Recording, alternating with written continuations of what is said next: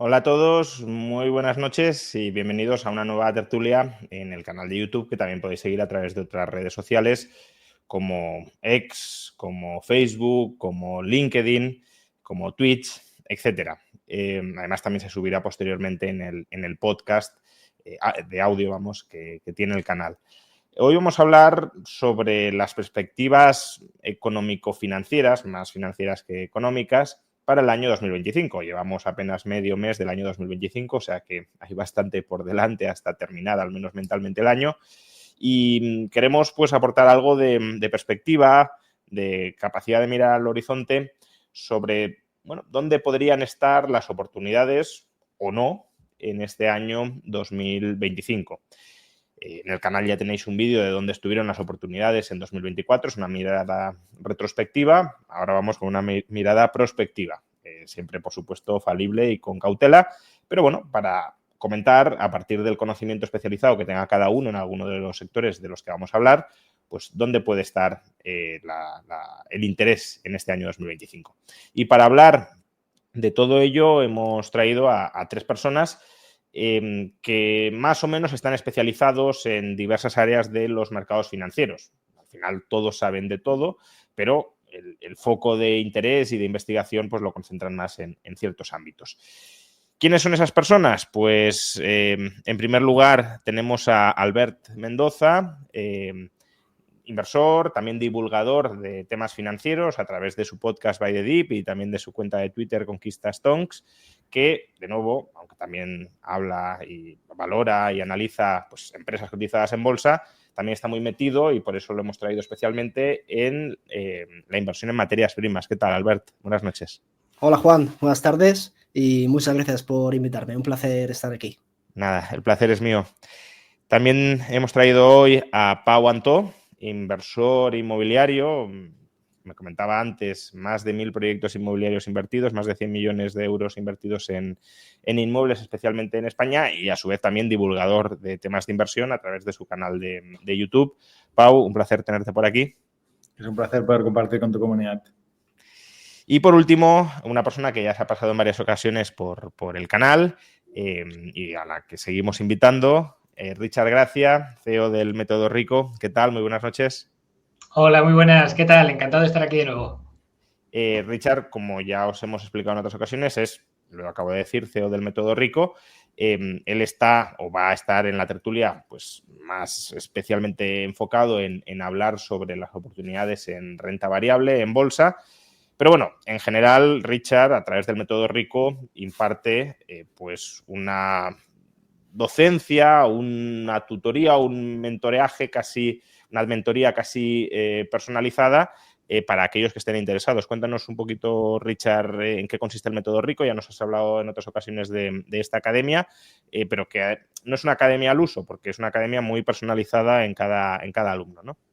Sí, exacto. La diferenciación que nosotros hacemos precisamente es el hecho de que en todas las formaciones pues siempre hay una mentoría uno a uno, muchas mentorías durante toda la formación, para que cada alumno al final acabe construyendo su propia cartera de inversión en función de su perfil, de sus preferencias y con una combinación, digamos, única de activos, ¿no? Que no solo nos centramos en este caso en el inmobiliario o en la bolsa o en los criptoactivos, sino que, pues en función de la persona, acaba creando su propia cartera en función de sus objetivos, su perfil de riesgo y demás, ¿no? Y todo pues muy de la mano y acompañado pues por una decena de mentores que tengo especialistas, cada uno mucho más expertos que yo en su propia área, ¿no? Yo al final me considero bastante multidisciplinar y ellos son pues mucho más expertos en sus respectivas áreas. Muy bien, pues si queréis más información sobre el Método Rico, si os queréis apuntar a la academia o simplemente queréis obtener información para que ellos os vayan orientando sobre qué trayectoria de planificación de finanzas personales y de aprendizaje progresivo para ir construyendo vuestro patrimonio personal a largo plazo, no es una cosa de dar pelotazos en el corto plazo, pues tenéis más información pinchando en el enlace que tenéis en la caja de descripción del vídeo o si veis esta tertulia no en directo, pues en el comentario destacado también lo encontraréis. De hecho, en parte, ¿no? Esta tertulia puede ser un ejemplo del tipo de conocimientos que los alumnos o las personas que se apunten al Método Rico pueden adquirir en las distintas áreas de las que vamos a hablar.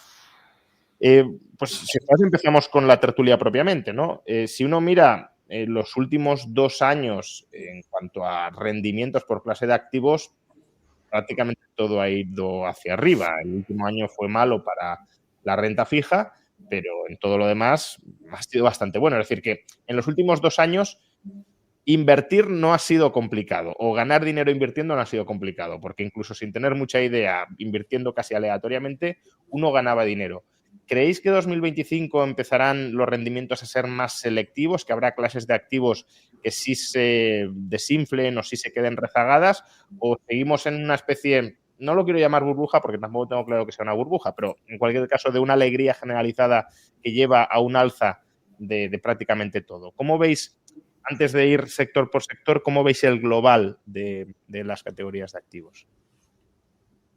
Yo claramente veo que hay mucho dinero en la economía y me parece que los activos están muy correlacionados y es algo preocupante porque cuando como economista que soy o como inversor buscas también, a pesar de que mi experiencia es más inmobiliaria, pero buscas la manera de diversificar entre diferentes activos, parece cuando todo sube y los últimos años todo sube, como todo sube, unas cosas en mayor medida, otras cosas en menor medida, pero me da la sensación, y a veces lo he compartido también con otros compañeros, por ejemplo, hace poquito hablaba de esto con Pablo Gil y precisamente me decía, dices que si bajan los activos, también bajarán las criptos y bajará el inmobiliario, como todo está muy enganchado en esta economía globalizada.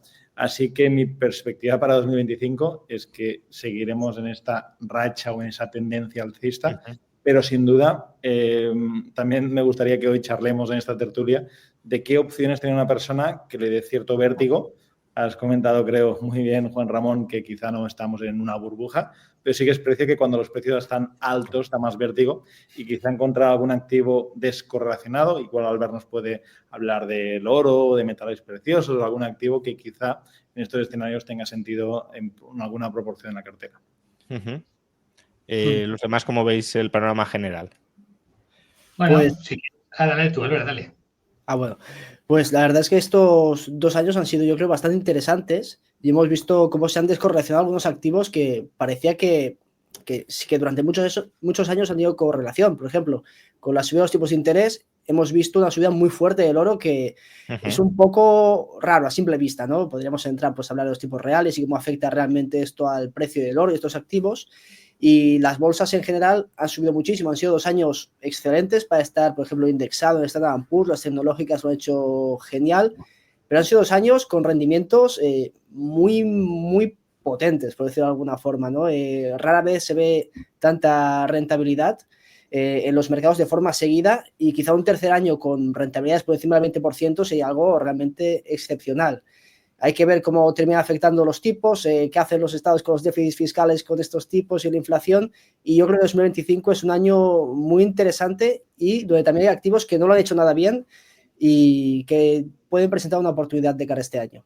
Por ejemplo, por Por ir abriendo. ejemplo, el petróleo ha tenido un año nefasto, el uranio lo ha hecho muy mal y metales más pequeños como el platino, que son más de nicho, años horribles y las empresas están diezmadas, así que pueden ser interesantes.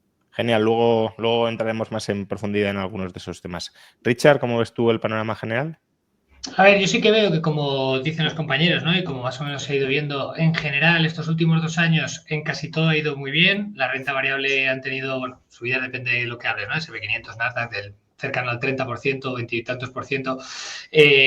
Luego el tema de las criptomonedas también ha subido mucho. Entonces, estamos en un año en el que yo creo que hay que invertir con más cautela. No estamos en momentos de burbuja, pero sí que el SP500, por ejemplo, está en 25, ¿no? De valoración del PER. Estamos en unos números que ya, bueno, pues se acerca a valoraciones sobrevalorado. Digamos que el cliente está sobrevalorado. No llega a ser valoración de burbuja, pero hay que andar con más cautela. Luego, pues con el tema del halving también sabemos que normalmente los 12 meses siguientes suelen ser muy buenos, pero a partir de ahí hay que tener cuidado, ¿no? Ahora tenemos también la entrada de Trump, que va a entrar al poder, está también la adopción de las ETFs, entonces yo creo que va a ser un año en el que hay que andarse con mucho ojo porque en cualquier momento me da la sensación de que se puede volver el mercado y si se vuelve puede que se vuelva muy rápido y creo que hay que estar un poco protegido para que no nos pille, ¿no?, a contrapié y de repente pues te encuentres con una caída a lo mejor del 30%, del 40% de las bolsas y bueno, los criptoactivos podría ser incluso más y sobre todo pues planificar, ¿no?, ese tipo de cosas para que no te pille de sorpresa. Pero ¿cuál creéis que sería el catalizador, ¿no?, que podría llevar a una caída? Porque Pau comentaba que muchos activos están correlacionados en el sentido de que suben todos o bajan todos. Es verdad que ha habido ciertas descorrelaciones, como decía Albert, no tanto a lo mejor entre categorías de activos, pero sí entre variables económicas y activos que hasta ahora parecían ligadas. Entonces, claro, Richard dice, pues puede pasar algo que lleve a que caiga la bolsa y, bueno, si los demás de alguna manera están vinculados, a que caigan muchas otras cosas. Pero ese algo, ¿qué podría ser? Que no bajen los tipos de interés tanto como se había descontado hasta la fecha, que la recesión que parece que no va a llegar, iba a llegar en 2023, si no se retrasaba en 2024, tampoco llegó, que llegue en 2025, o realmente no hay nada... obviamente pueden pasar desastres imprevistos como la pandemia y demás, pero digo, de lo previsible dentro de la propia dinámica del sistema, ¿veis algo que pueda suceder en 2025 que lleve a todo esto a la baja?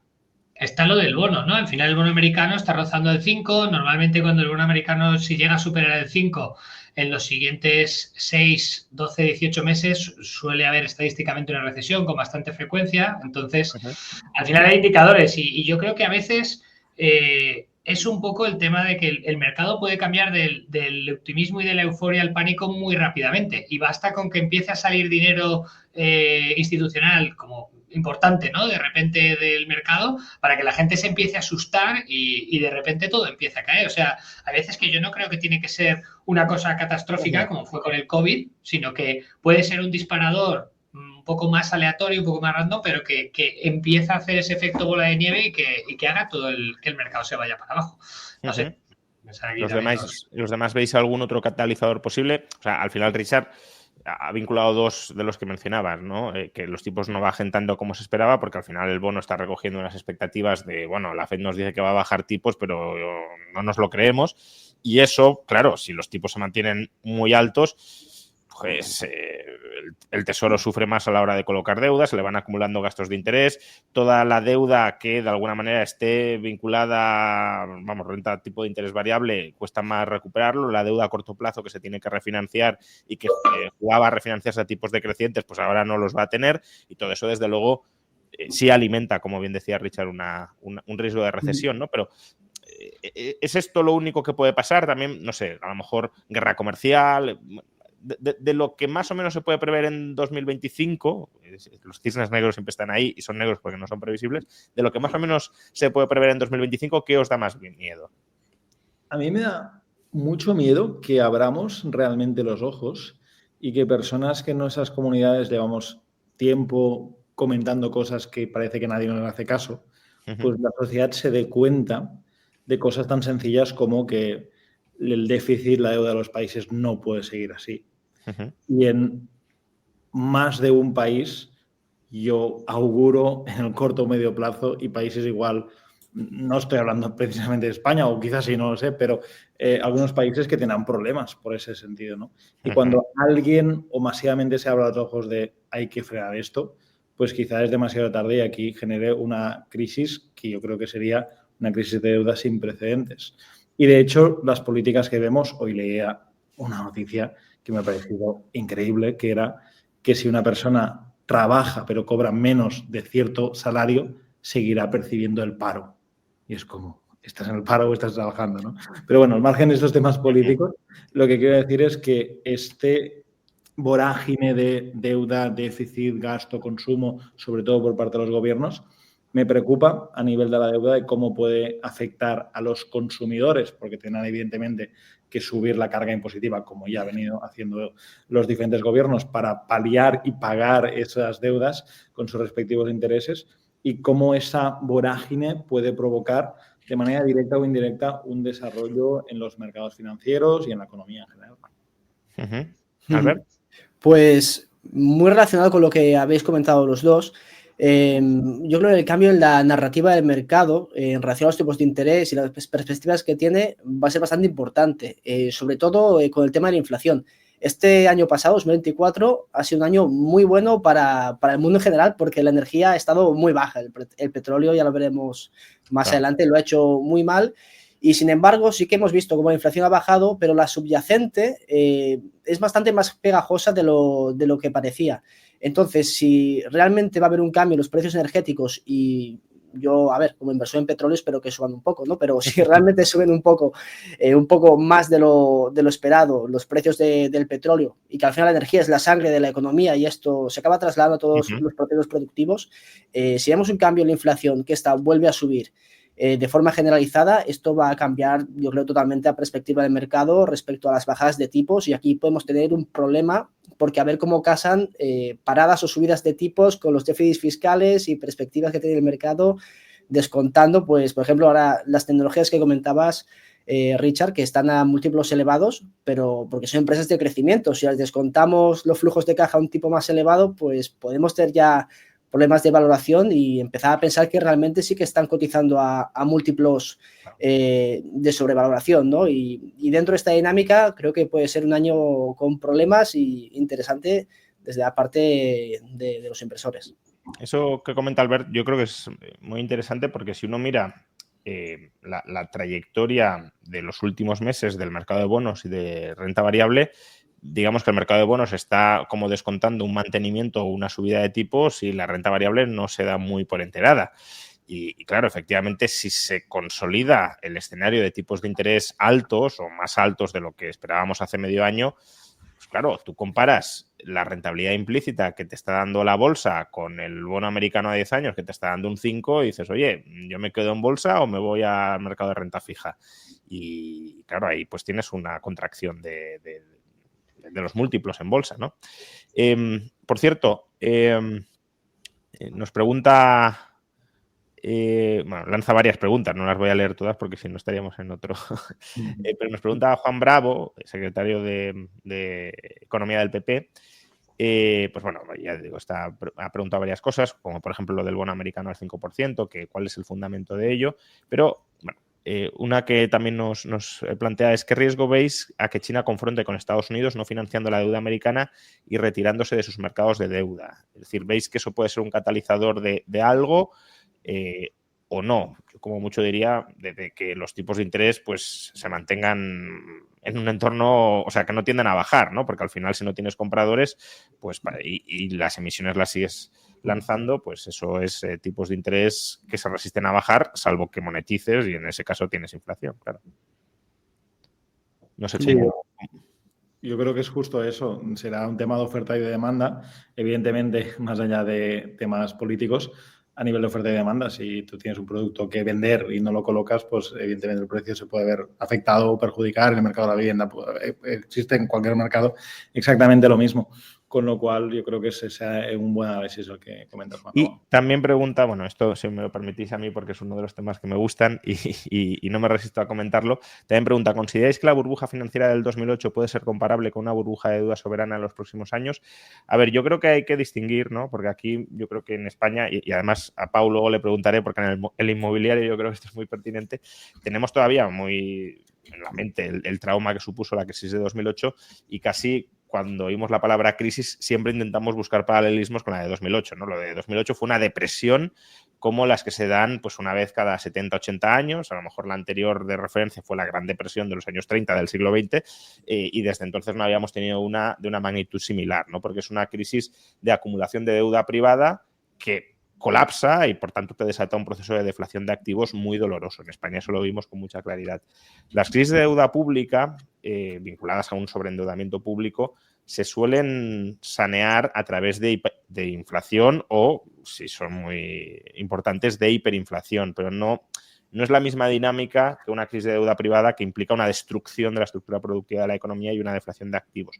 Y de hecho, la inflación que hemos tenido durante los últimos años, anormalmente alta, yo creo que en parte es un reconocimiento de ese sobreendeudamiento estatal que resultaba impagable y se licúa parte de la deuda pública a través de la inflación, ¿no? El inversor huye de los pasivos del Estado, de la moneda y del bono, y eso te provoca pues la inflación que hemos visto y te sanea en parte el balance del Estado, porque la ratio de deuda pública sobre el PIB de España ha bajado, también porque España ha crecido, pero sobre todo gracias a la inflación, ¿no? Pero bueno, ya he hecho un poco de visión general, vamos con mercados más concretos. Por ejemplo, ya que estábamos hablando de las interrelaciones entre los distintos mercados, de cómo algunos mercados como materias primas podían afectar a la economía real y la economía real pues hacerlo peor de lo que esperaba, hablemos del petróleo, si os parece. El petróleo en las últimas semanas ha tenido un comportamiento, bueno, incluso en los últimos meses, ¿no? Ha tenido un comportamiento decente, pero llevábamos un año o más de un año ¿no? Desde 2022 con una trayectoria bastante declinante. ¿Cómo ves, Albert, la evolución del petróleo a corto o medio plazo durante este año 2025? ¿Y qué impacto crees que puede tener sobre la economía real? Pues, si me permites, antes de hacer el comentario de cómo está ahora el mercado, poner un poquito de contexto que ha pasado estos años en este sector. Y, por ejemplo, a nivel de demanda, estamos en un mercado que estructuralmente sigue creciendo. Vemos como, sí, fuera de los países quizá desarrollados, pero el crecimiento de los últimos 20 años ha sido espectacular. Hemos tenido un crecimiento de 83 millones de barriles que consumíamos a más de 102, 103 millones de barriles, a razón de 1 millón de barriles diarios de consumo en crecimiento anual. Y esto viene por países como China, India, países en desarrollo que tienen muchísima más población que los países desarrollados. Sin embargo, consumen muchísimo menos que nosotros. En Estados Unidos se consumen unos 21 barriles. Sin embargo, China consume unos 4, esto por habitante. Y la India, 1 barril. Y tenemos muchos países en desarrollo, Nigeria, Pakistán, que van a seguir creciendo, van a seguir queriéndose acercar a los estándares que tenemos aquí en Occidente. Y esto va a hacer que el crecimiento y la demanda del petróleo siga durante muchos años, a pesar que la narrativa durante todos estos años ha sido que el petróleo va a desaparecer, que no lo vamos a consumir, lo vamos a sustituir por otro tipo de energías, pero la realidad se está imponiendo en que sí, que la demanda sigue creciendo y es algo que seguimos viendo. Por parte de la oferta, es un mercado bastante ajustado, que cuando falta 1 millón de barriles o sobra uno, pues el precio baila bastante, pero la oferta ha ido creciendo. El problema es que la oferta ha venido principalmente de Estados Unidos. Todo lo que es fuera de Estados Unidos, la OPEP se ha mantenido plana. Los países fuera de la OPEP, pero que no son Estados Unidos, de hecho han bajado su producción y todo ha sido gracias al shale americano. Y el shale americano, para quien no conozca la terminología del shale, es el petróleo de esquisto, el fracking, que permite producir pues, una cantidad de petróleo rápida y de forma bastante eficiente. Y esto ha sido en Estados Unidos en diferentes cuencas, que tienen Bakken, Eagle Ford y Permian, que ha sido la principal y la que ha estado creciendo todos estos años. La característica del shale, a diferencia de otros pozos que son más estables, es que tú pones a producir el pozo, pero alcanza el pico con mucha rapidez y el declino de este pozo es muchísimo más rápido. En 2-3 años comienza a declinar y estos declinos se ha visto que año tras año han ido aumentando. Por lo tanto, tenemos que invertir cada vez más dinero para mantener y crecer la producción. ¿Y qué hemos visto estos últimos años? Que la producción de Estados Unidos se ha estancado a nivel de producción de petróleo. Sí que ahora, pues con los planes de Trump, aumentar la producción, pero vamos a entrar en el engaño porque ahí hablan de la producción total, que también incluye gas natural, licuados y no concretamente petróleo, que es algo que durante este 2024 hemos visto como Estados Unidos se ha aplanado y no ha aumentado realmente su producción de crudo de forma significativa para mantenerse al paso de la creciente demanda. Entonces tenemos que a nivel global la oferta está bastante limitada, la principal fuente de crecimiento de oferta a nivel mundial ya no va a crecer y menos a los precios actuales que han sido sobre todo bajos este último año. Entonces, ¿de dónde va a venir la oferta? Pues la narrativa que ha hecho que se mantengan los precios bajos este año ha sido que la OPEP tiene una capacidad ociosa grande de varios millones de barriles, los cuales podrían aumentar, pero hay que debatir realmente si existe esa capacidad, si tiene la capacidad de mantener esa producción durante más tiempo. Otras zonas interesantes de crecimiento de la oferta han sido Brasil, Guayana, pero que han estado decepcionando bastante, incluso Canadá, y hemos tenido, por otro lado, la realidad de los inventarios, los cuales durante este año han ido bajando muchísimo durante todo el año y, de hecho, situándose a niveles por debajo de la media de los últimos 5 años. Sin embargo, la IA, la Agencia Internacional de Energía, daba unas perspectivas de balance de mercado bastante negativas para este año 2025, con unos excedentes de 1 millón de barriles diarios. Entonces se ha juntado todo, ¿no? Tenemos pues que la OPEP tiene una spare capacity, una capacidad ociosa muy grande, que Estados Unidos, las perspectivas es que iban a aumentar significativamente la producción de petróleo y esto iba a crear un desbalance importante y que la demanda no iba a crecer tanto. Sin embargo, estamos viendo que la demanda crece, la oferta está bastante restringida y los inventarios siguen cayendo. Y la situación es que este último mes, de hecho es que esto hubiese quedado mejor haberlo grabado el mes pasado, ¿no? Con el precio a 70, pero el último mes la verdad es que el precio ha subido y parece que el mercado está entrando un poquito en la realidad de, oye, quizá las perspectivas que teníamos para este año 2025 no son tan buenas, ¿no? en este sector. El secretario del Tesoro de Estados Unidos, uno de sus grandes objetivos que tiene es aumentar en 3 millones de barriles diarios la producción nacional de petróleo en Estados Unidos. ¿Tú eso lo ves factible? ¿Lo ves verosímil? No digo para mañana, claro, sino a través de un intenso programa de inversión público-privada para lograr la autosuficiencia energética. ¿Tú esto lo ves verosímil o es humo? Yo creo que esto es más un poco de retórica. Sí que aumentarán la producción, pero se encuentran varios problemas. Por un lado, tuvimos que se prohibió el shale, si no recuerdo, las tierras federales. El problema es que las cuencas están en tierras privadas. En tierras federales no hay demasiados pozos de petróleo. Permian, Bakken, Eagle Ford están en tierras privadas y se han estado explotando de esta forma. También algo que vemos mucho, tanto en las petroleras, mineras, en empresas generales de materias primas, es lo que se llama el high grading, ¿no? Es decir, pues los mejores pozos que tenemos, los que dan una tasa de rentabilidad más alta, son los primeros que explotamos porque vamos a ganar más dinero. De esta forma, pues generamos más dinero en el momento presente. Se está viendo que los mejores pozos ya se están agotando y este mix de pozos, digamos, si lo dividimos tier 1 o tier 2, pues el mix cada vez es de pozos de segunda categoría mayor año tras año, porque lógicamente las petroleras quieren sacar el mayor rendimiento de sus activos y producir este tipo de pozos primero.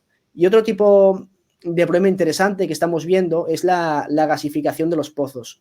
Se ve que a medida que se produce más y más petróleo, el mix que hay en los pozos de petróleo y de gas cambia y este mix es más gasístico a medida que se van depletando estos pozos.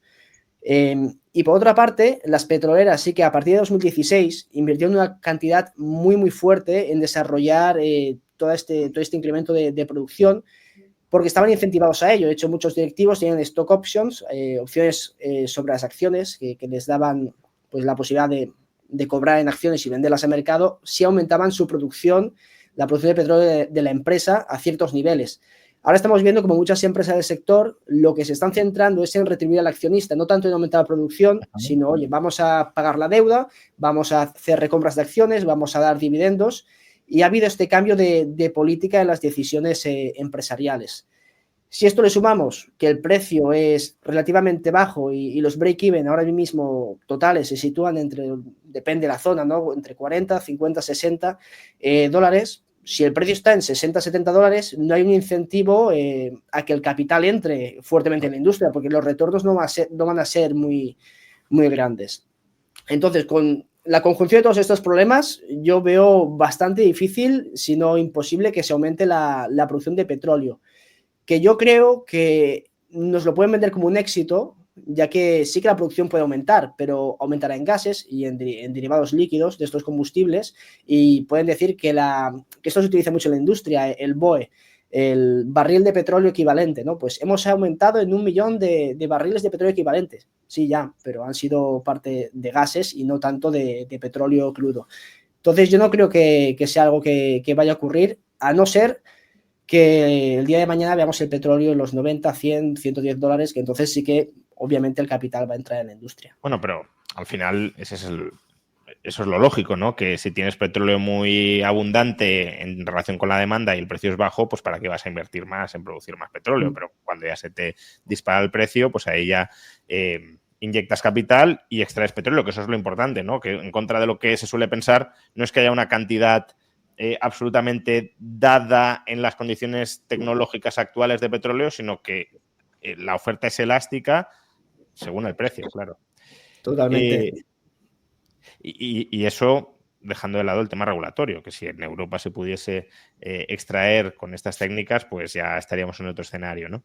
Pero bueno, si el petróleo sube, es previsible que la inflación pues repunte y que los tipos de interés, por tanto, no bajen tanto como se nos decía. Y esto tiene implicaciones tanto en bolsa como en mercado inmobiliario. El mercado inmobiliario tendemos a pensar que si los tipos de interés suben, la vivienda tiene que bajar, ¿no? Porque de nuevo tenemos la idea de 2007, 2008 en la cabeza.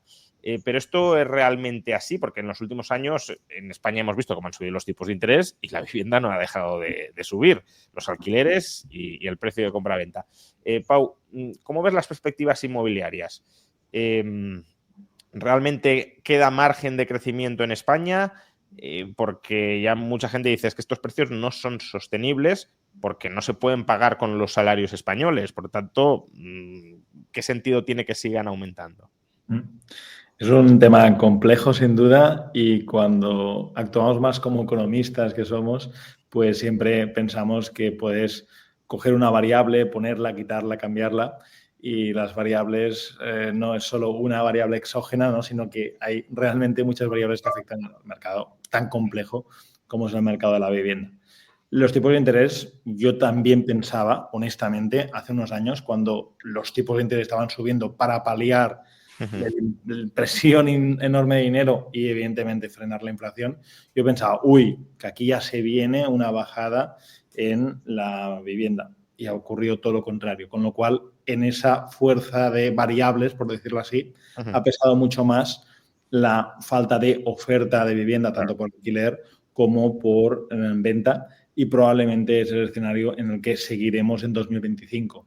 Que si me permites, pase lo Pau, que pase. Claro, la subida de tipos también afecta a la oferta, porque menor financiación, menor cantidad de nuevos proyectos inmobiliarios desarrollados y, por tanto, a lo mejor te reduce la demanda, pero también la oferta, ¿no? Sí, de hecho, ahora mismo, o digamos desde hace años post-2008, el sector a nivel de bancos, el sector financiero a promotores, en un sector mal visto. Los bancos no quieren correr demasiados riesgos financiando proyectos. Uno, de promotoras pequeñitas, que con todos los respetos, muchos promotores pequeñitas era el constructor paleta de barrio, de pueblo, que se ponía a levantar un edificio para ganar más dinero y que a veces no contaba con todas las herramientas y los conocimientos, o proyectos de empresas muy grandes, que son esos típicos proyectos que mientras va muy bien se gana mucho dinero, pero también estás concentrando mucho riesgo en una zona, en un proyecto, una ubicación, en una empresa, con lo cual los bancos han tirado para atrás. De hecho, en España hay muchos, eso da para otra conversación,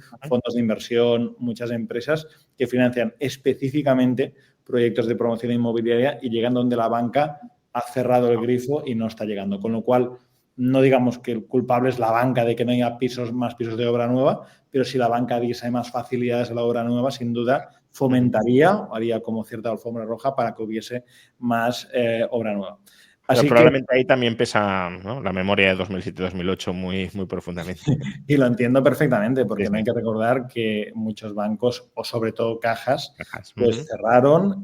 Probablemente ahí tampoco hubo una gestión muy correcta por parte de los gestores, pero ese recuerdo está, que la gente tenía ahorros en una caja, en una entidad financiera, y tuvo que cambiar de banco y todas estas cuestiones. Y hubo cierto pánico en ese sentido y es lógico que las empresas hagan lo posible por protegerse en esa línea. Pero comentando lo que decías, oferta y demanda creo que es lo que en 2025 nos va a marcar. Entonces, mi percepción es si cuando subían los tipos de interés no afectó, sino todo lo contrario, y ahora mismo que parece ser que los tipos de interés van a ir bajando, además seguimos todavía peor en cuanto a oferta de vivienda nueva, que claramente falta vivienda. Ya no hablemos del alquiler, que es un drama enorme el tema del alquiler en ese sentido. Si sumamos todo esto, parece ser que el mercado inmobiliario, sobre el papel, analizándolo como economistas, debería seguir evolucionando muy bien. Pero también tu pregunta es muy sabia, Juan Ramón, que dices, oye, pero es que la gente pagar una vivienda, especialmente en ciertas plazas, en ciertas ubicaciones, es algo imposible para muchas personas y están saliendo modelos como el de alquilar una habitación, incluso comprar tu habitación, que son cosas bastante impensables. ¿Hacia dónde vamos? Claramente, si vemos los hermanos mayores, si nos fijamos en Francia, si nos fijamos en Alemania, si nos fijamos en Londres, aunque no está dentro de la Unión Europea ahora, pero si nos fijamos en estos países, la tendencia es la gente es menos propietaria y alquila más. Y la tendencia es la gente vive más lejos de sus sitios de trabajo y la gente vive en espacios más pequeños, muchas veces haciendo de ese compartir espacios, de ese co-living que se vende de una manera atractiva y sexy, pues que no lo es mucho, porque yo estoy bastante en contra. Un ratito me parece curioso, yo he compartido piso cuando era vital, y todo eso, pero que una persona de 45 años tenga que estar compartiendo una vivienda, pues me parece que no es lo más óptimo o no es lo que estamos acostumbrados como sociedad. Y cuando cambian las normas de juego, es lógico que mucha gente se queje en ese sentido de, oye, yo estaba acostumbrado a algo. Mis abuelos, que vivían en un pueblo, estaban acostumbrados a tener una casa. Claro. Una casa es que desde el suelo hasta el cielo era suyo, digamos, salvando la distancia, que seguro que si había un pozo te lo reclamaban que era de la comunidad o lo que sea, ¿no? Pero es decir, que una casa. Luego, en muchas ciudades, la gente construía edificios familiares. Luego tenían la planta entera, que era de esa familia. Y ahora son pisos y quizá en un futuro la percepción será comprar la habitación o un espacio o mini apartamentos como sucede en tantas ciudades.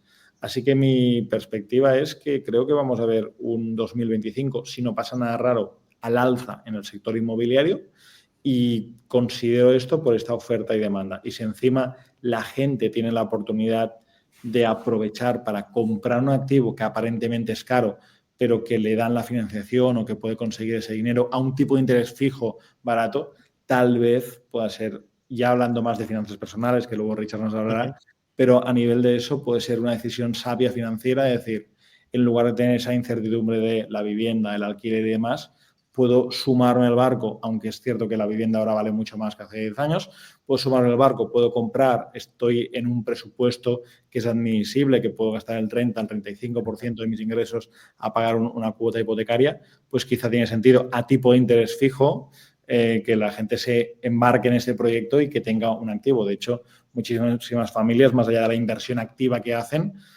su vivienda se considera un ahorro muy importante en España. Porque justamente por eso te quería preguntar, ¿no? Es decir, estás describiendo un panorama inmobiliario, yo creo que tétrico, ¿no? De perspectiva de futuro respecto a lo que... Tétricos desde un punto de vista social, no para el inversor, sino para el tipo de estructura urbana y sociedad hacia la que nos dirigimos. Desde mi punto de vista, en gran medida por restricción política de la oferta y también por una cierta concentración de actividad en grandes núcleos urbanos y la dificultad o los costes de desplazamiento entre esas zonas, ¿no? Que eso también es en gran medida competencia de las administraciones públicas que se arrogan el monopolio de las infraestructuras nacionales. Pero claro, dentro de ese panorama socialmente tétrico, ¿cuál es el papel del inversor inmobiliario? Porque hasta cierto punto podría parecer como que el inversor inmobiliario se está lucrando de esa desgracia social, ¿no? De cada vez volver más escasa la vivienda, de encarecerla más, de fraccionarla más. Una perspectiva de inversor inmobiliario es la que has comentado, ¿no? Yo compro ahora justamente para no comprar más tarde más caro, ¿no? Y protegerme frente a subidas futuras del precio de la vivienda o del alquiler. Pero el inversor inmobiliario que ya no compra su vivienda en propiedad, sino que invierte en segundas, terceras, cuartas, quintas, bueno, no viviendas personales, sino que invierte profesionalmente en el inmobiliario, ¿hay qué rol desempeña? ¿Hay que tener mala conciencia por estar invirtiendo en el inmobiliario y lucrándose de esto? ¿O el inversor inmobiliario aporta valor y, por ejemplo, permite una ampliación de la oferta y, por tanto, de contención de precios? Creo que en ese sentido, tú y yo, Juan Ramón, estamos de acuerdo es que una actividad, una empresa o un profesional que compre algo para ponerlo al servicio de los demás, evidentemente, pues aporta eso a la comunidad y si la comunidad lo paga es que hay un intercambio justo y digno de valor. Pero no todo el mundo lo verá así y de hecho yo he ido a tertulias televisivas en medios relevantes y me han dicho cosas tan curiosas como que la propiedad privada de los inmuebles no debería existir, ¿no? Claro, en esos debates yo salgo casi llorando y digo, madre mía, ¿dónde nos hemos metido? Pero hay gente que opina esto, ¿no? Y yo considero que no hay nada gratis. Hay cosas que tú no pagas y cuando esos debates van ahí de si la vivienda debe ser gratis, si debería ser subvencionada y todo esto, bueno, gratis no será porque las cosas tienen un coste. Lo que puede ocurrir es que tú no lo pagues porque alguien decida pagarlo por ti. Y como muchas veces no vemos de dónde viene el dinero, de dónde viene el esfuerzo, pues se fomentan estas políticas. Entiendo en parte esa reclamación de mucha gente que dice, es que no llego, es que no puedo ir. Hay un truco que a mucha gente no le gustará y seguro que no le funcionará, pero es el siguiente. Yo me apuesto lo que quieras que de cualquier punto de España peninsular que marques a 200 kilómetros a la redonda de este punto, puedes encontrar una vivienda muy digna, incluso no solo un piso, un apartamento, sino incluso una pequeña casita, en alquiler por 500, 700, 800, 1.000 euros. Perfectamente. ¿Por qué? Porque es esa concentración que muy bien Juan Ramón comentabas, que queremos vivir todos en el centro de las ciudades, en las mejores calles, en los mejores sitios y evidentemente como nosotros trabajadores queremos vivir ahí, pues los grandes grupos quieren vivir ahí, las oficinas también quieren estar en estos puntos, con lo cual hay mucha competencia por esas zonas concretas y es lo que hace. Pero estoy seguro que un señor de un pueblo de 5.000 habitantes de Albacete no hay un problema de vivienda en esa población. Lo que pasa es que, digamos que esa situación en la economía hace que mucha gente no quiera desplazarse ahí, no hay trabajo y demás. Hoy, gracias a Dios, pues hay la posibilidad de trabajar remotamente y hay gente que se lo plantea. Pagar 1.000 y tantos, incluso 1.000 largos euros por una vivienda bonita en una gran ciudad o tener otro tipo de trabajo, teletrabajar y tener un espacio en el campo con una pequeña casita y teletrabajar pagando un alquiler o incluso comprando por 100 y poco 1.000 euros una vivienda, que de hipoteca son 500, 600 euros al mes. Es un planteamiento, no evidentemente para todo el mundo, pero es un planteamiento. Y yo me he hecho muchas veces esta pregunta, especialmente cuando salgo de debates no tan amables como el que hoy tenemos, de otro tipo de debates y tertulias en televisión, y digo, a ver, ¿estaré haciendo algo mal, no? Incluso a nivel de conciencia.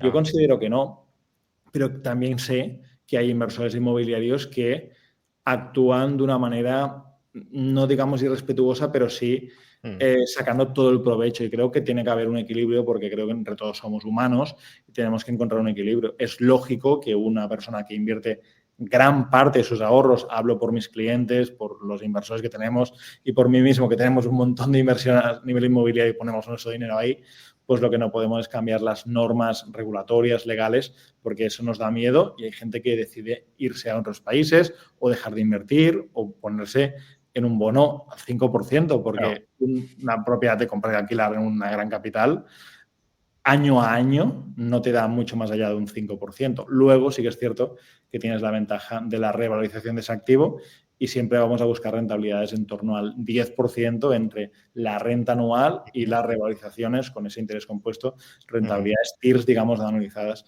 de ese 10%. Ahí, si me permites un segundo, Juan Ramón, una cosita más que creo que a lo mejor Pau seguro que está de acuerdo y creo que no lo ha expresado claramente respecto a lo que preguntabas inicialmente de si aporta valor. Yo, como nosotros también, sabes, hacemos mucha también inversión inmobiliaria y tal, y precisamente yo creo que lo que hacemos como inversores inmobiliarios es rehabilitar viviendas que de otra manera la gente no podría entrar, porque si al final una persona, pongamos una vivienda, imaginemos, de 200.000 euros, ¿no? Tiene que hipotecarse, pero la vivienda está en muy mal estado y luego tiene que invertir otros 50.000 en la reforma, entre, digamos, el 30% inicial más luego los 50.000 de la reforma, no va a poder afrontar eso. Sin embargo, si nosotros la reformamos, la rehabilitamos y luego con eso la vivienda se revaloriza, él ya puede ir al banco y pedir entonces sí el 80% de la vivienda, normalmente, ¿no? Más o menos si entra en números, y ahí lo que estás haciendo es poner vivienda que antes estaba inhabitable o en un estado deplorable a disposición del mercado, ¿no?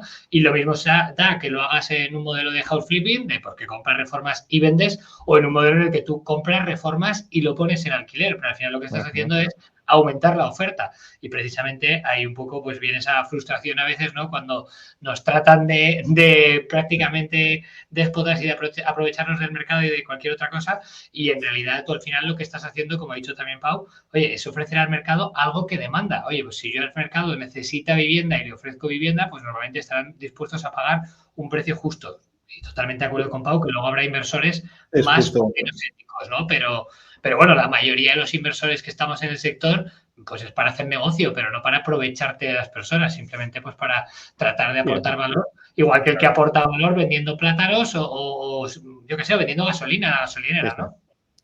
Sí, efectivamente, eso es lo que, como comentaba Richard, lo que creo que es importante poner sobre la mesa, ¿no? Porque antes Pau mencionaba que uno de los corsés de la oferta es justamente la falta de financiación, y el inversor inmobiliario lo que hace es aportar esa financiación, con lo cual, si el banco ya no aporta y los inversores particulares o mancomunados también se retiran, pues entonces nadie financia nada en el sector, todo se queda quieto, no hay más oferta de vivienda, ni de rehabilitación, ni de adaptación a lo mejor de locales, reconversión en vivienda, ni de nuevas promociones, y la demanda sigue subiendo, la oferta va decreciendo, porque si no rehabilitas no es que se mantenga, es que se va reduciendo con el paso del tiempo, y al final los precios cada vez más caros y peores, claro. Para contextualizar esto un poquito, que me parece muy bueno el apunte de Richard, a nivel nuestro, el último año, 2024, nosotros hemos comprado el 60% de las viviendas para alquiler, y eran viviendas que en su gran mayoría no eran lo que entenderíamos habitables. ¿Que se podía dormir porque había un techo encima? Sí, pero no es un sitio agradable para vivir ahí, por su estado, por mil cosas, ¿vale? Entonces, por un lado, el 60% y el 40% han sido propiedades de comprar, reformar y vender. El año pasado compramos casi 200 propiedades, y en ese tiempo es cierto que nosotros hemos ido pivotando de modelo. Las propiedades más de compra y alquilar son propiedades económicas, que compramos en torno a 50, a 100 y poco mil euros para alquilar a un público general y masivo, diría yo. Y en el mercado de comprar, reformar y vender, o incluso de comprar, construir, comprar un terreno, construir y vender, que también hacemos promoción inmobiliaria, es ya para un mercado más de lujo o más enfocado a un nivel más alto, porque nos hemos dado cuenta que son esos perfiles los que tienen menos problemas de financiación. Y como a veces los proyectos inmobiliarios no es voy a producir para mañana, un restaurante puede decir, mañana haré una tarta especial de manzana. Puedes hacerlo, puedes comprar, pero la inversión inmobiliaria tienes que prever a cierto tiempo y tienes que hacer estrategias que te permitan en cierto tiempo decir, voy a tirar por aquí y por allá. Como nos daba cierto miedo los tipos de interés al alza, hace varios años nos posicionamos también entrando más en el sector lujo, que implica inversión más alta para comprar, reformar y vender, pero vendiendo a un público extranjero, vendiendo a gente que no tiene a veces la necesidad de financiarse, y pivotamos a ese modelo. Y ha sido óptimo también a nosotros a nivel operativo como empresa, porque puedes mover más capital movilizando menos operaciones, con lo cual a nivel de distribución y de gastos operativos también nos ha beneficiado. Pero eso es lo que decía Richard, que ambos modelos son lógicos y son terrenos que no existían o viviendas que estaban para reformar, que las ponemos en venta o que luego las ponemos en alquiler. Claro. Comentaba Pau que su objetivo de alguna manera es lograr una rentabilidad del 10% entre revalorización del inmueble y renta del inmueble en el inmobiliario, 10% nominal, ¿no? Luego quitar la inflación y te quedará una especie de 7% real. Que lo puedes hacer en trampillas si luego la gente que dice es una parte y tal, y aquí claro, ahí la inflación te beneficia por el lado del pasivo, ¿no? Sí. Sí, que esa es una de las grandes ventajas de la inversión inmobiliaria, ¿no? La capacidad de apalancamiento más o menos sencillo y, por tanto, de multiplicar rendimientos propios. Pero me quería centrar en el 7, ¿no? En el 7 real o el 10% nominal, que es también, grosso modo, la rentabilidad histórica que ha tenido la bolsa estadounidense de los últimos, bueno, da igual, ¿no? Es decir, coges 200 años, 7%. Coges los últimos 100 años, 7%. Coges los últimos 40 años, pues a lo mejor incluso un poquito más del 7%, pero por ahí va rondando la cosa, ¿no? Entonces, digamos que una economía más o menos dinámica, abierta y flexible, en términos relativos, mucho menos de lo que me gustaría, pero como la de Estados Unidos, que está, en cierto modo, a la vanguardia del desarrollo capitalista en un determinado momento histórico, te va dando 7, 7, 7, 7. ¿Cómo ves ese potencial de revalorización futuro, Richard, este año y durante los próximos años? Porque hace un momento decías, bueno, cuidado que en general está todo un poco caro, no es que estemos en burbuja en el sentido de esto es un disparate, pero desde luego no estamos en valoraciones muy atractivas de esto es un chollo, vamos a meternos de cabeza. ¿Crees que ese 7 entrando ahora sigue siendo factible a medio plazo, que hay que tener más cuidado? ¿Qué estrategia recomendarías? Ahí va a depender sobre todo del horizonte temporal en el que nos movamos y también de qué bolsas o qué índices estemos hablando, ¿no?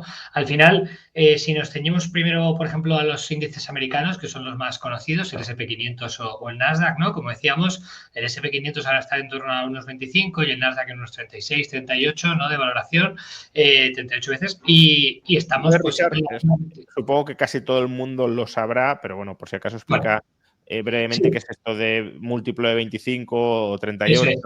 Al final es la valoración, digamos, que tiene una acción de precios sobre los beneficios, ¿no? Al final, el ratio que hay entre una acción de precios-beneficios, históricamente, pues digamos que depende, obviamente, como decías antes, de la horquilla que cojas, ¿no? Pero al final, pues cuando estamos hablando del S&P 500, pues normalmente la media podría estar entre el 20 aproximadamente o incluso un poco por debajo si te vas más atrás, ¿no? Porque es verdad que estos últimos años ha tenido unas valoraciones más altas. El Nasdaq sí que es verdad que ha tenido valoraciones un poco más altas y el promedio sí que está más cerca del 25 o similar. Pero, claro, ahora estamos en valoraciones altas, que es una manera, digamos, sencilla de ver si la bolsa o si el índice, porque al final estamos hablando del S&P 500, del conjunto de las 500 mayores empresas de Estados Unidos, o de la Nasdaq 100 de las tecnológicas, pues si esa bolsa, si ese conjunto de empresas, cómo de sobrevalorado está en relación a sus beneficios, ¿no? Y entonces esto suele ser un indicador y además hay estudios, por ejemplo, de bancos, ¿no? De Standard, del JP Morgan y este tipo de bancos americanos también muy potentes, que analizaban, y esto, por ejemplo, a mí, la verdad es que me ayuda también a planificar, ¿no? Ese tipo de inversión, como cuando estamos hablando en estos términos de valoración, en promedio, estadísticamente, los rendimientos de los siguientes 10 años eran mucho más bajos, ¿vale? Entonces, tú cuando estás hablando de que la valoración, a lo mejor, del S&P 500 está en 15 o por debajo de 15, ostras, por los siguientes años, estadísticamente, si tú estás ahí invirtiendo fuertemente, es muy probable que obtengas pues unos beneficios superiores incluso al 10%. Sin embargo, si estás con un momento en el que estamos ahora, ¿no?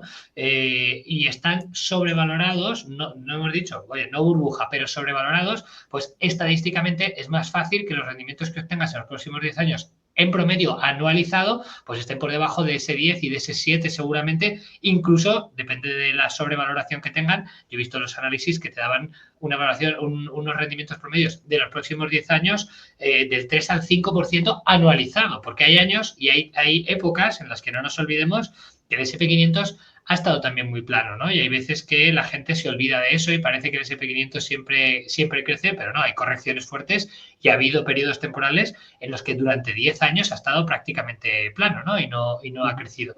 Entonces, por eso creo que es muy importante tener en cuenta qué horizonte de inversión estamos teniendo y si estamos invirtiendo en índices, pues personalmente yo ahora veo que están un poco sobrevalorados.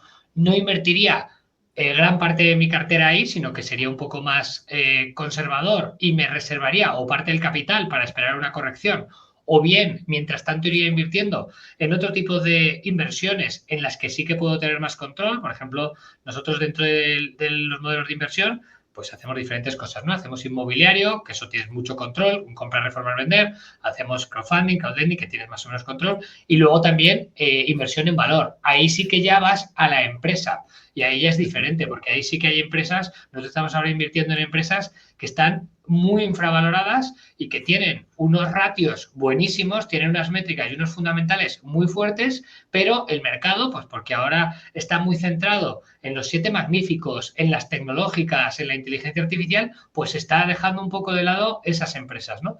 Y lo mismo está pasando con algunos mercados. Por ejemplo, China sí que está muy barato y tenemos empresones en China que están a unas valoraciones también, Alibaba, Tencent, muchas valoraciones que están muy bajas, ¿no? De hecho, grandes inversores americanos, nosotros también estamos invirtiendo en China, grandes inversores americanos también están invirtiendo ahí parte de su patrimonio, porque al final el comprar cuando todo está caro, estadísticamente es mucho más probable que acabes teniendo una corrección y que acabes perdiendo dinero o no ganando tanto dinero, ¿no? como cuando compras barato. Ojo, siempre comprando barato una empresa de calidad o un índice de calidad. No se trata de comprar cualquier cosa, ¿no? Pero yo es un poco lo que veo, y sobre todo en este año, que veo ese riesgo pivotal, ¿no? De que se dé la vuelta al mercado y de qué tal, pues ahí es donde animo a conservar a lo mejor un poco más de cash, a invertir con un poco más cautela en lo típico que ahora parecía que lleva todo el mundo diciendo estos años, ¿no? De los indexados y las carteras, que está muy bien, ojo, no digo que no, y a muy largo plazo, seguro que invirtiendo hoy iría también bien, pero bueno, que ahora a lo mejor no es el mejor momento para ir all in, ¿no? Para meter todo tu capital en el mercado. Igual, oye, pues guardar un poquito, como está haciendo Warren Buffett, que creo que tiene 160.000 millones, ¿no?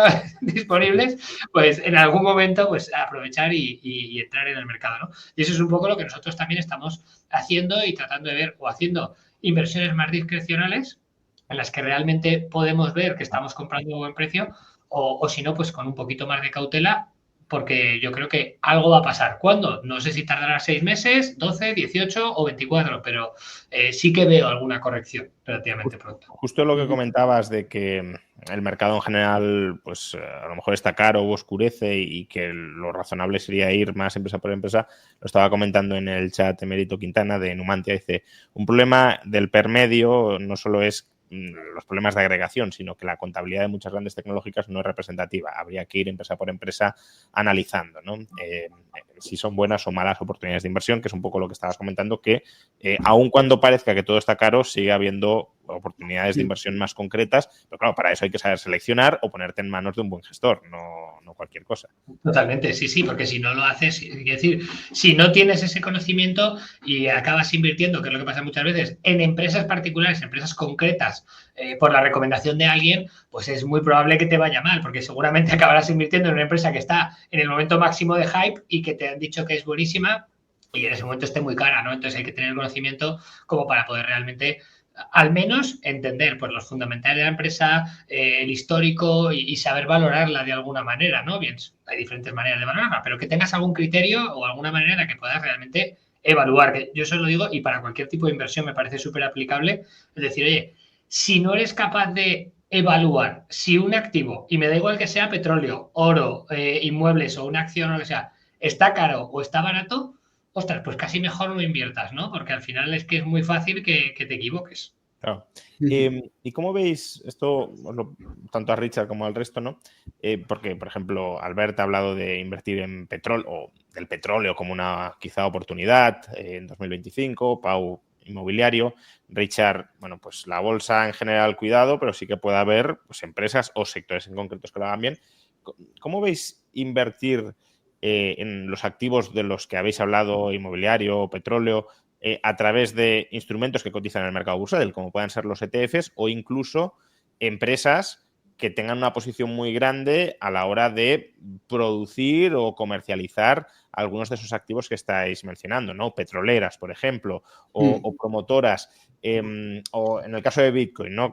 Quizá el caso más conocido sea el de MicroStrategy. Pues si yo quiero apalancarme mucho a la hora de invertir en Bitcoin, no me van a dar financiación para tomar una posición grande en Bitcoin, pero puedo invertir en MicroStrategy, que ya se ha apalancado mucho para comprar Bitcoin. Entonces, ¿eso cómo lo veis? ¿Tiene sentido? Sí. ¿Es arriesgado? ¿No es recomendable? ¿Lo es? Albert, por ejemplo. Pues yo creo que invertir en empresas, yo de hecho es la forma en la que invierto en este tipo de activos. Hago dos análisis, por un lado el mercado de la commodity y por otro ya me centro en buscar valor, value investing, este tipo de empresas. En cuanto a los agregados, a mí no me acaban de gustar demasiado. Sé que sean mercados concretos en el cual pues no tengo un know-how, un conocimiento que me permita analizar de mejor forma que el mercado este tipo de activos, entonces que podría utilizarlo. No me suele gustar ya que compras el pack completo y compras tanto lo bueno como lo malo. Por lo tanto, prefiero yo centrarme en analizar, pues, vale, qué tipo de activos tienen, qué costes tienen, cómo es la directiva y cómo trata a los accionistas. Porque de esta forma la directiva, por ejemplo, es algo muy, muy importante. El capital humano es algo muy difícil de valorar, pero que en el largo plazo que la dirección sepa cuándo ha de comprar activos, cuándo ha de recomprar acciones, cuándo pues quizás es mejor reservarse el cash o tomar ciertas decisiones. Esto a largo plazo, incluso en empresas tan cíclicas, no totalmente cíclicas como son las de commodities, puede jugarte un papel muy importante. de esto hay una familia, por ejemplo, los Lundin, que son una familia de Suecia y controlan bastantes empresas de materias primas. Ellos han logrado componer capital en una empresa petrolera, que bueno, ya la vendieron, pero que ha logrado la misma rentabilidad que Amazon, en una empresa petrolera cíclica, que sumando dividendos y el histórico de su rentabilidad ha logrado algo increíble, pero es por la buena decisión en la toma de destinar el capital de la empresa en los momentos adecuados. Por lo tanto, yo creo que sí que hay que desarrollar un análisis en el mercado concreto, pero saber analizar las empresas te puede dar oportunidades adicionales y que puede hacer que el capital, pues a largo plazo, pueda ir componiendo, porque es un añadido y además que te da este apalancamiento operativo que tienen las empresas y que un pequeño incremento en el precio del subyacente, de la commodity, pues puede hacer que la empresa multiplique por varias veces su beneficio y cambiar totalmente el mapa o la imagen de la empresa. Y si me permites un pequeño comentario, curiosidad de lo que ha dicho Richard antes de los índices y las valoraciones, eso que comentabas de lo que se espera en los próximos 10 años, yo también vi el gráfico ese y ahora lo he estado buscando, y según las valoraciones actuales, se esperaba que la bolsa esté plana con sus subidas y bajadas durante los próximos 10 años. Pero también creo que hay que tener en cuenta que si cogemos los múltiplos de valoración de los últimos 50 años o 100 años para hacer este tipo de mediciones, no es del todo representativo, ya que la tipología de empresa en el Standard & Poor's ha cambiado muchísimo. Antes predominaban mucho empresas muy intensivas en capital, acereras, petroleras, que sus múltiplos son mucho más bajos. En cambio, ahora que tenemos tecnológicas, asset light, los cuales pues merecen múltiplos más elevados y puede haber esta distorsión. Pero aquí ya como idea, habrá que ver qué asset light pueden ser en el futuro con toda la inversión que tienen que hacer con inteligencia artificial y que no pueden conectarse a la red eléctrica muchas veces por este coste y quizá tienen que invertir en montar sus propias plantas de generación eléctrica. Así que esto va a ser interesante de ver cómo cambia la estructura. ¿Y Pau, invertir en inmobiliario a través de la bolsa? En este caso, para perfiles hiper concretos y que no somos la mayor parte de los mortales, diría que para esos perfiles tiene sentido a nivel de diversificación, invertir en REITs, en SOCIMIs en España y demás. Para la mayor parte de gente no tiene mucho sentido en estos momentos. ¿Por qué? Porque lo bueno del sector inmobiliario, o una de las bondades, es la posibilidad de apalancamiento. Y aunque alguno me dirá, sí, pero los REITs también tienen cierta deuda, es cierto, pero a pesar de esa deuda, el retorno que te dan es mínimo comparado con lo que tú podrías hacer de manera activa. Y además también hay un tema que cuando tú compras un activo en mal estado o no en el mejor de los estados, ganas por el rendimiento del alquiler si lo alquilas y también ganas por la revalorización inicial si es comprado bien, ha reformado, el activo se aprecia y ganas un valor y luego por esa revalorización constante de ese activo. Sin embargo, hay un escenario, y siempre me gusta hablar con coherencia y con las cosas que he hecho, que creo que en ciertos momentos, por esa correlación, que justo hoy empezamos hablando de la correlación, que hay ciertos momentos cuando todo se pone mal, que creo que sí que son buenos momentos para entrar en el sector inmobiliario. Como ejemplo, yo en medio del COVID, de la pandemia, compré acciones de una SOCIMI en Estados Unidos que se llama NNN, para los curiosos que queráis cotillear, no es consejo de inversión, eso fue en 2020, pero habían bajado un montón sus acciones y es una empresa, un REIT que tiene un montón de centros comerciales y un montón de restaurantes por todo Estados Unidos. Evidentemente, COVID, incertidumbre, no sabíamos qué iba a ocurrir y estoy hablando que bajaron 40-50%, lo que al fin y al cabo eran propiedades inmobiliarias o la empresa era eso. En esos momentos creo que sí que puede ser algo ágil, algo práctico, invertir en ese tipo de activos puntualmente, porque al estar todo correlacionado, el pánico hace que esas acciones estén claramente infravaloradas. Pero a nivel habitual, soy más de la opinión de invertir directamente, especialmente en mercados como los que hay ahora mismo, y que tengas más control también de la inversión. En ese sentido, además de la financiación. Richard, ¿tú ves algunos sectores, o sea, aun cuando, digamos, la bolsa en general creas que pueda estar cara, pero hay algunos sectores que en los que a lo mejor sí que consideres que hay más oportunidades o que no están tan sobrevalorados o que tienen más potencial que el resto de cara a 2025?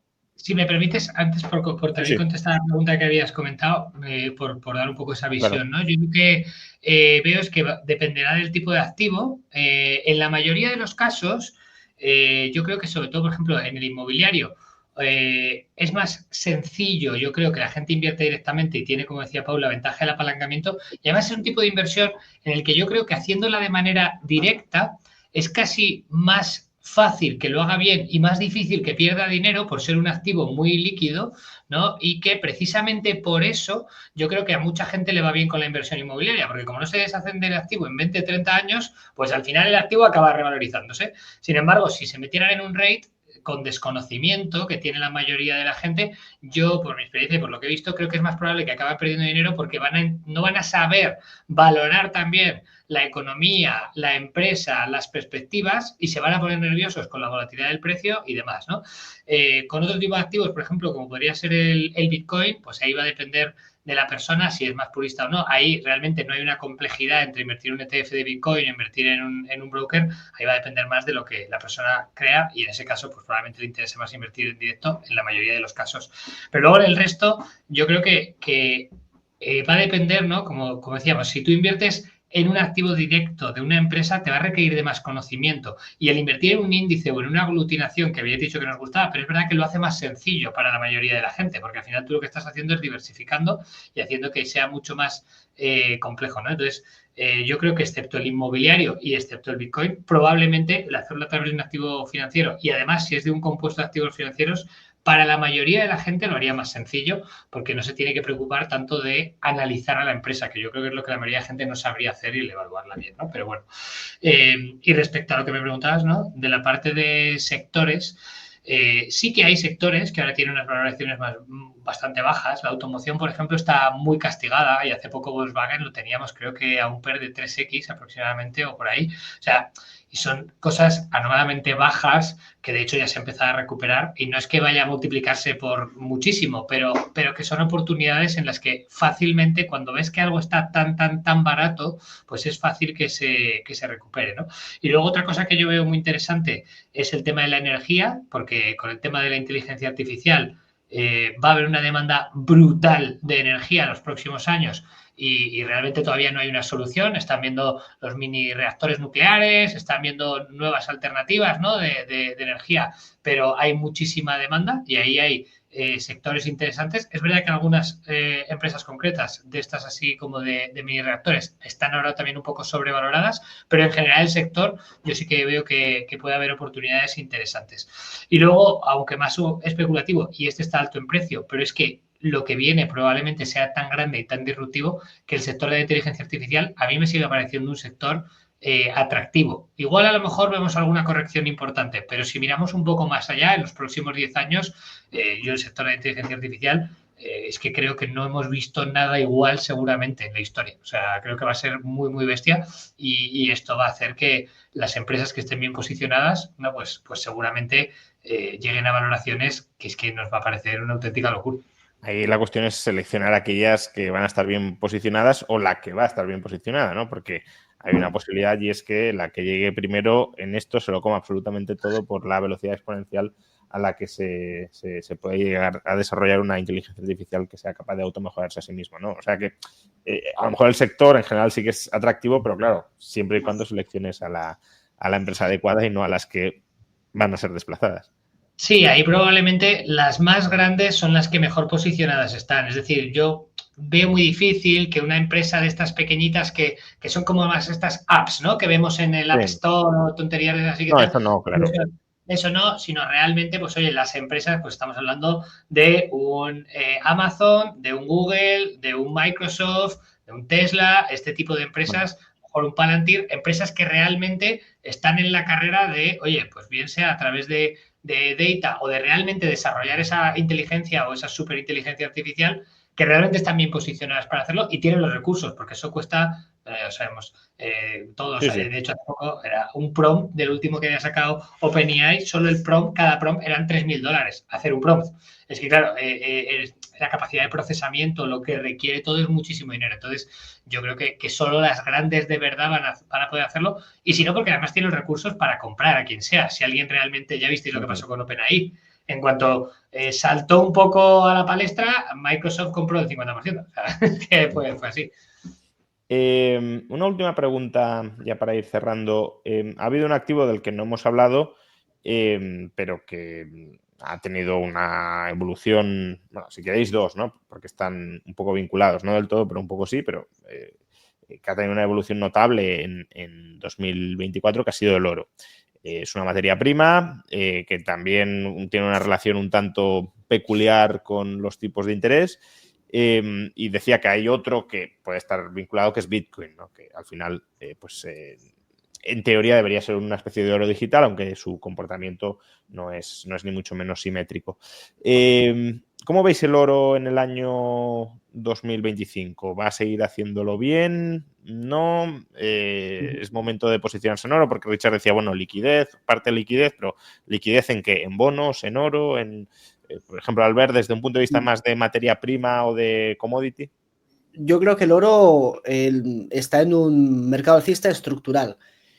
Básicamente porque el oro es un activo real que sirve como refugio de valor y al final no es que el oro se aprecie en sí, es que las monedas se van a seguir devaluando. Y como yo no veo en el horizonte que vaya a haber un corte en los déficits de los países, que va a seguir aumentando la deuda y posiblemente más adelante esta deuda se acabe quizá monetizando de una forma u otra, y así vamos a ponernos un poco más duros en el tema, el oro yo creo que va a hacer muy bien.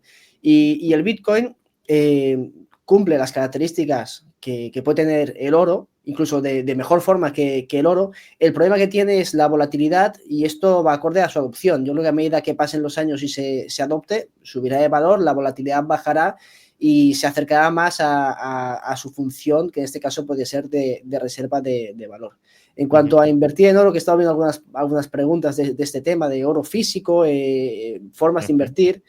El oro físico es una opción bastante interesante y bastante conservadora, lo que también te limita bastante la subida, ¿no? Yo lo haría por ETFs, por comodidad, más o menos. Sí que podemos tener una caja fuerte en el desván donde guardamos la escopeta de caza, por si acaso, pero comprar un ETF es bastante más sencillo, porque por otro lado tenemos las minas de oro. Minas de oro son complicadas, no recomiendo a nadie que se meta en mineras, que bueno, es un sector que me encanta y estoy fuertemente invertido en él, pero son empresas muy volátiles, complicadas de analizar, con mucho potencial, pero peligrosas. Sin embargo, creo que para la mayoría de gente que busque acciones con relación al oro, ya que puede tener más upside y limitar un poco el riesgo, es el tema de las royalties y los streams de oro, que en este caso en el mercado tenemos dos empresas bastante grandes y asentadas, que son Franco-Nevada y Wheaton Precious Metals, y que se dedican a comprar streams y royalties.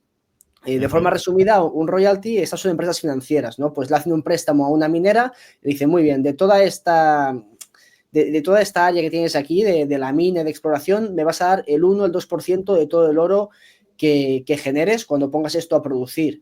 Entonces, pues claro, la empresa esto lo hace con cientos de diferentes mineras y a lo largo del tiempo que entran a producir, pues ganan el 1 o 2% de oro de estas mineras, además de todo este potencial de exploración de nuevas onzas que pueden generar.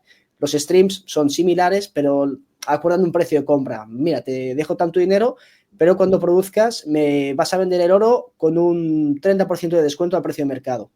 Y de esta forma estas empresas que son financieras limitan muchísimo su riesgo operativo de la mina, porque si se rompe, deja de producir un activo, pues está bastante limitado.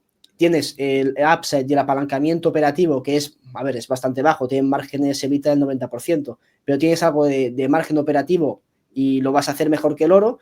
Y además tienes la posibilidad de que si el equipo directivo lo hace bien y está bien gestionada, puedas componer el capital a largo plazo. Si esto lo sumas a que puedes estar en un mercado estructuralmente alcista, o al menos yo creo que lo estamos dentro del oro, pues puede ser una combinación a largo plazo bastante interesante para la mayoría de los inversores. Richard. Yo respecto al oro sí que es verdad que no es mi expertise, pero sí que veo que con toda la incertidumbre geopolítica que hay y con toda la sobreimpresión de dinero que hemos tenido, con todos los déficits públicos, la deuda pública, al final muchos países están además, sobre todo en Asia, comprando muchísimo oro, tanto a nivel de los propios países como a nivel de los particulares ya. Entonces, yo creo que esta tendencia además ahora incluso con la incertidumbre que viene con Trump, que luego al final ya veremos que igual si se queda en nada, ¿no? Y lo que hablamos de la guerra comercial y otra serie de cosas, pero hay una serie de incertidumbres, o tenemos todavía el conflicto de Ucrania, lo que ha pasado en Siria, bueno, hay una serie de conflictos por ahí que generan incertidumbre y al final del oro, pues como se percibe como protección, ¿no? Frente a los riesgos y la incertidumbre, pues sí que yo creo que seguirá creciendo. Respecto a Bitcoin, ahí lo que veo es que hasta ahora lo que nos dicen los históricos, el poco histórico que tenemos, pues que todavía le queda unos meses de subida al alza y luego probablemente, bien sea con una ola o con dos olas, tendremos una corrección, ¿no? Puede ser que primero suba, corrija, vuelva a subir y ya caiga definitivamente, o simplemente esta vez tenga una subida y caiga, pero probablemente habrá una corrección. Lo que yo tengo mis dudas es de cuál va a ser el efecto que nos vamos a ver esta vez de la adopción institucional y si de verdad Trump también además dice que quiere hacer reservas institucionales de Bitcoin y otros países también, que yo creo que esos países obviamente si hacen ese tipo de reservas no va a ser para estar jugando a entrar y salir de Bitcoin, sino obviamente intentarán comprar barato, pero luego ya no estarán todo el rato yo creo entrando y saliendo del mercado, pues a lo mejor eso tiene un efecto estabilizador y hace que pues la volatilidad se reduzca, ¿no? Y que a lo mejor esta vez no caiga pues tanto como hemos visto otros años. Pues muchas gracias a los tres por esta hora y cuarto de tertulia. Yo creo que algunas conclusiones que han salido de vuestros comentarios es, bueno, pues cuidado con meterse en general en bolsa durante este año. Hay que ser quizá más selectivo que años pasados a la hora de escoger empresas y de escoger sectores, lo cual no significa que no haya buenas oportunidades al respecto. Albert nos ha dicho que este puede ser el año del regreso bueno, ya lo está siendo en parte, ¿no? Pero bueno, veremos si se consolida del petróleo, lo cual va a añadir, si es así, cierta presión sobre la inflación, sobre los tipos de interés y va a dificultar que la bolsa en general, como decía Richard, pues siga subiendo, porque cuanto más altos estén los tipos de interés, la comparativa entre la rentabilidad implícita de la bolsa y de los bonos pues va a ser más flagrante. Y bueno, como quizá activo conservador, sobre todo en una sociedad, ¿no? como España, donde regulatoriamente, por desgracia, van a seguir restringiendo la oferta de vivienda, pues claro, si la demanda de vivienda sigue aumentando y la oferta la congelas, pues son habas contadas. Entonces, bueno, que la opción de inmobiliario, como decía Pau, ¿no? sigue estando ahí para quien no quiera a lo mejor lanzarse a oro, lanzarse a petróleo o lanzarse a una bolsa que en general pues presenta ciertas incertidumbres. De hecho, hacías un vídeo muy bueno en tu canal hace unos poquitos días de las medidas que quieren tomar ahora y cómo afectaría. Y de hecho, comentabas en ese vídeo, Juan Ramón, tú mismo, que esas medidas van a propiciar todavía más que el mercado de la vivienda siga subiendo. Claro. Por lo dicho, muchas gracias a los tres, Albert, Pau, Richard. Recordad que esta tertulia ha sido posible justamente gracias al Método Rico, una academia o un programa de mentoría donde, bueno, muchas de las reflexiones, ¿no? que hemos tratado hoy aquí pues se llevan a cabo de una manera más personalizada, individualizada y adaptada a las necesidades de cada alumno. No sé, Richard, si quieres terminar pues animando a la gente a que visite vuestra academia. Sí, yo sobre todo me gusta animar a la gente a que se forme, ¿no? Y yo creo que pues mucha de tu audiencia ya por lo menos tiene interés en estos temas y a que se forme porque la verdad que la educación financiera, sobre todo en España, creo que estaremos de acuerdo los cuatro, que brilla por su ausencia. Entonces, pues bueno, nosotros, al igual que Pau en sus áreas o que otros compañeros, ¿no? Que Pau y yo además somos buenos amigos también, estamos tratando pues de ayudar a que la gente tenga una mayor educación financiera, que además yo creo que es una de las mejores inversiones que puedes hacer precisamente porque el retorno de esto os aseguro que es infinitamente mayor que cualquier otro tipo de inversión porque a partir de aquí es cuando puedes empezar a invertir, ¿no? Entonces, oye, pues por supuesto que si quiere echar un vistazo a mi perfil, Richard Gracia, o al Método Rico, fenomenal, pero mi mensaje sería, oye, que la gente se tome en serio la educación financiera, lo haga con quien lo haga como lo haga, pero que haga algo y ya está. Que invierta en ello, ¿no? Que invierta en su formación. Invierta en ello. Pues muchísimas gracias, lo he dicho a los tres. Ha sido un placer. Han quedado muchos temas en el tintero porque obviamente hablar de todos los sectores o todos los tipos de activo para 2025 pues es muy, muy ambicioso. Pero bueno, creo que ha habido algunas pinceladas que la audiencia, si seguís el chat, los está valorando de manera muy, muy positiva. Albert, Pau, Richard, hasta otra. Muchas gracias. Muchas gracias. Gracias. Y a todos los demás, pues a toda la audiencia, muchas gracias por acompañarnos en esta más de hora y cuarto de tertulia sobre perspectivas económico-financieras para el año 2025. Espero que hayáis disfrutado y formado en la medida de lo posible con esta tertulia y nos vemos en un futuro directo en este canal de YouTube, que también podéis seguir a través de otras redes sociales. Muchas gracias y hasta la próxima.